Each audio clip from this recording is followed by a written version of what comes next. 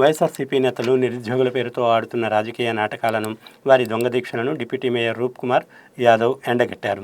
నెల్లూరులోని తన కార్యాలయంలో విలేకరుల సమావేశం ఏర్పాటు చేసి మాట్లాడిన ఆయన, మెగా డిఎస్సి ద్వారా అత్యంత పారదర్శకంగా 16,347 ఉద్యోగాలను భర్తీ చేసేందుకు వారవలేక వైఎస్ఆర్సీపీ తప్పుడు ప్రచారాలు చేస్తుందని మండిపడ్డారు.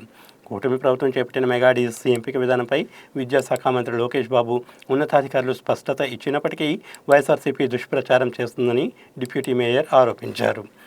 విఆర్ కాలేజ్ సెంటర్ వద్ద చేపట్టిన నిరసనలో డిఎస్సి అభ్యర్థుల పేరిట జింజీ విద్యార్థులను కూర్చోబెట్టి దొంగ దీక్షలు చేయించడమే కాకుండా పవిత్రమైన వెంకటేశ్వర స్వామి గోవిందనామాలను అపహాస్యం చేస్తూ పాటలు పాడి హిందూ మనోభావాలను దెబ్బతీశారని ఆగ్రహం వ్యక్తం చేశారు. కూటమి ప్రభుత్వం ప్రతిష్టాత్మకంగా నిర్వహించి 16,347 మందికి ఏదైతే మెగా డిఎస్సి ద్వారా ఉద్యోగాలు ఇచ్చిందో దాని మీద ప్రభుత్వానికి మంచి పేరు వస్తుందని చెప్పి ఒక దుర్మార్గపు ఆలోచన చేసి ఎలాగైనా సరే ప్రజల్లో దీని మీద తప్పుడు సంకేతాలు పంపించాలని చెప్పి ప్రభుత్వం నిర్వహించినటువంటి మెగా డిఎస్సిలో అనేక అవకతవకలు జరిగాయని చెప్పి ప్రతిపక్ష వైఎస్ఆర్ కాంగ్రెస్ పార్టీ అనేక రకాలుగా దుష్ప్రచారం చేస్తూ ఉంది. వీళ్ళు చేసినటువంటి ఈ రిలే నిరాహార దీక్షలు నిరుద్యోగుల కోసం చేసినటువంటి రిలే నిరాహార దీక్షలుగా ఎక్కడ కూడా కనపడలా. ఏదైతే రాజకీయ నిరుద్యోగులుగా ఉన్నటువంటి వీరు రాజకీయ నిరుద్యోగులుగా ఉన్నటువంటి వీరికి రాజకీయ ఉద్యోగం కొరకు రిలే నిరాహార దీక్షలు చేసినట్టే ఉంది తప్ప మరొకటి ఏమాత్రం కూడా లేదు. ఇందులో భాగంగా నెల్లూరు నగర నియోజకవర్గంలో కూడా నగర నియోజకవర్గ వైఎస్ఆర్ కాంగ్రెస్ పార్టీ ఇన్ఛార్జ్ శాసన మండలి సభ్యులు పర్వతరెడ్డి చంద్రశేఖర్ రెడ్డి గారి ఆధ్వర్యంలో 3 రోజుల పాటు విఆర్ కాలేజ్ సెంటర్లో టవర్ క్లాక్ ఎదురుగా రిలే నిరాహార దీక్షలు నిర్వహించడం జరిగింది. ఎంత గొప్పగా నిర్వహించాడంటే మొత్తం డిఎస్సిలో ఉద్యోగం రానటువంటి అభ్యర్థుల దగ్గర నుంచి నిరుద్యోగులతో జంజీ ఎదురుగా అంతా ఫ్లెక్సీలు కట్టారు. నేనే పోయి చూసా సహజంగా ఎలా ఉంది, ఏం కట్టారని. జంజీ విద్యార్థులు అని చెప్పి జంజీ విద్యార్థుల చేత ఈ రిలే నిరాహార దీక్షలు అని చెప్పి 3 రోజుల పాటు రిలే నిరాహార దీక్షలు చేశారు. అందులో భాగంగా ఎంత దుర్మార్గం అంటే సహజంగా గోవిందనామస్మరణ కలియుగ దైవం, ప్రతి ఒక్కరూ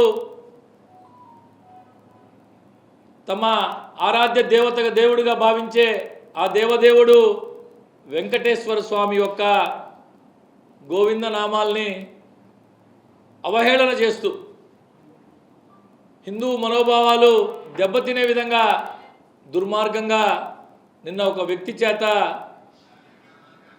పాట పాడిస్తూ దానికి వీరందరూ కూడా చప్పట్లు కొడుతూ తిరిగి కోరస్ చెప్పడం జరిగింది.